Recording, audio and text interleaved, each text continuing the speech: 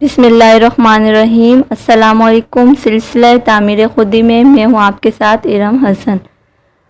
آج کے عنوان پہ آنے سے پہلے میں آپ کو ایک قصہ سنانا چاہوں گی جس سے آپ کو اندازہ ہو جائے گا کہ میں کس موضوع پہ بات کرنا چاہ رہی ہوں۔ ایک استاد جو کہ سیکنڈری اسکول میں میٹرک کلاس کے طلبہ کو میتھس پڑھاتا تھا، اس نے دیکھا کہ چند طلبہ پڑھنے میں توجہ نہیں دے رہے، وہ گھر سے تیاری بھی کر کے نہیں آتے، لہٰذا اس نے سوچا کہ ان کو سبق دیا جائے اور ان کا ٹیسٹ لے لیا جائے۔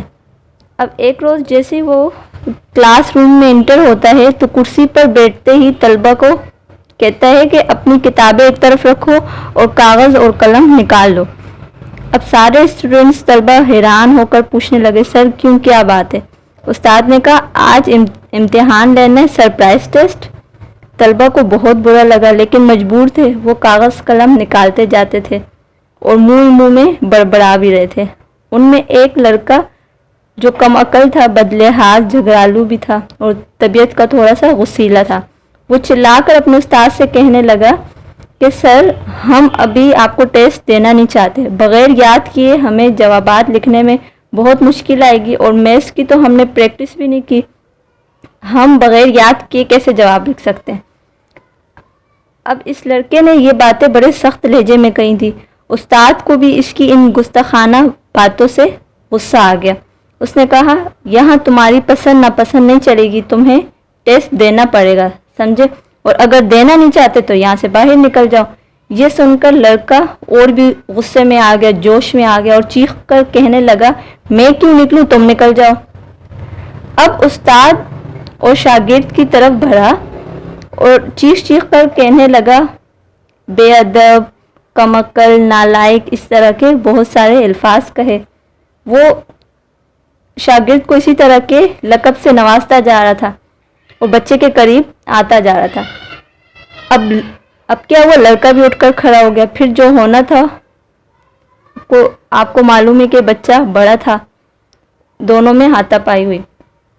اس معاملے کی خبر جب اسکول کی انتظامیہ کو پہنچتی ہے تو انہوں نے بطور سزا طالب علم کو دو کلاسز پیچھے کر دیا اور اب انہوں نے بچے سے وعدہ لیا کہ اب آپ نے باادب رہنا ہے، اس کو تحریری طور پر بھی لکھوا لیا۔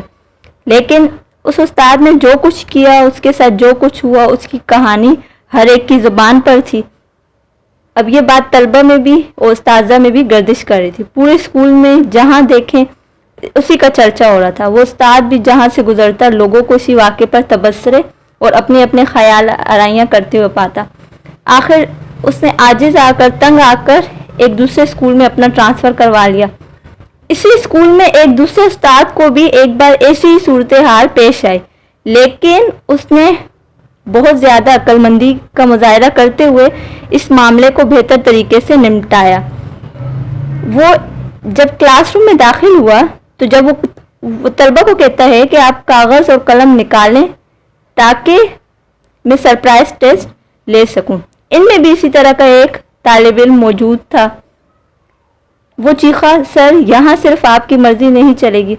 یہ استاد بہت زیادہ ہوشیار تھا اور سمجھ بوجھ والا تھا، اس نے سمجھ لیا کہ کس قسم کے لڑکے سے واسطہ ہے۔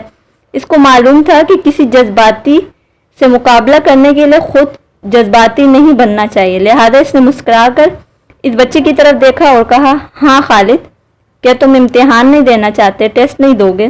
اب لڑکے نے چلا کر کہا، غصے سے کہا، نہیں، ہرگز نہیں، بالکل نہیں دوں گا۔ لیکن یہ استاد بڑے سکون اور اطمینان سے کہتا ہے، ٹھیک ہے، جو ٹیسٹ نہیں دینا چاہتا وہ نہ دے، اس کے ساتھ اسکول کے رولز ریگولیشن کے مطابق ہی کوئی کارروائی ہوگی۔ اور باقی اسٹوڈنٹس سے کہتا ہے کہ آپ لکھیں اور وہ ٹیسٹ لکھوانا شروع کر دیتا ہے۔ لیکن اب جو بچہ تھا جھگڑالو طبیعت کا، اس سے یہ بالکل برداشت نہیں ہو سکا کہ استاد نے اس قدر صبر کا مظاہرہ کیا۔ وہ پھر کہنے لگا، میں نے آپ سے کہا ہے کہ میں امتحان نہیں دینا چاہتا۔ استاد نے پھر مسکرا کر اس کی طرف دیکھا اور بڑے سکون سے کہتے ہیں، میں نے کب تمہیں مجبور کیا ہے کہ تم ٹیسٹ دو، امتحان دو؟ تم ماشاءاللہ بالغ اور سمجھدار ہو، جو تم کرو گے اس کے خود ذمہ دار اور جواب دو۔ طالب علم نے جب دیکھا کہ اس کے غصے اور ناراضگی کا یہاں کوئی اثر نہیں ہو رہا تو بالکل دھیما پڑ گیا.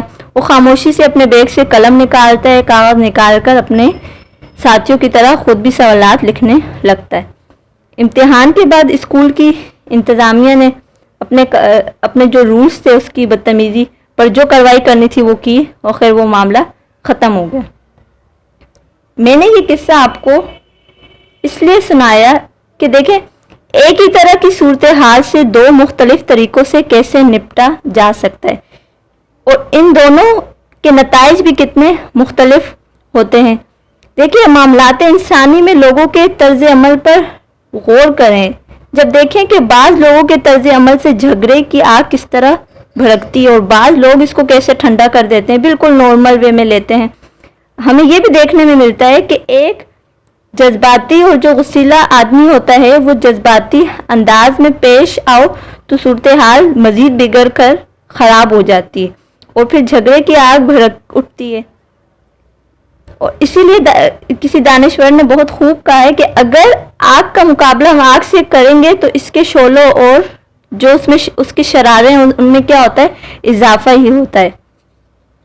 دیکھیے بہادر یا پہلوان وہ نہیں کھلائے گا جو مضبوط بدن کا ہو اور مقابلے کے وقت مخالف کو پچھاڑ دے. دیکھیے اگر بہادری کا معیار یہی ہوتا تو پھر کیا ہوتے, حیوانات اور درندے آدمیوں سے زیادہ قابل فخر ہوتے. بہادر وہی عقل مند شخص کہلاتا ہے جو یہ جانتا ہو کہ کسی صورتحال سے نمٹنے کے لیے کیا اسے تدبیر اختیار کرنی چاہیے, کیا اسٹیپس لینے چاہیے, کس طریقے سے اس سے نپٹا جائے کہ مسئلہ بھی حل ہو جائے اور اس سے ناچاکی بھی باقی نہ رہے. دیکھیے رسول اکرم صلی اللہ علیہ وآلہ وسلم کا ارشاد ہے کہ قاضی جب غصے کی حالت میں ہو تو کوئی فیصلہ نہ کرے.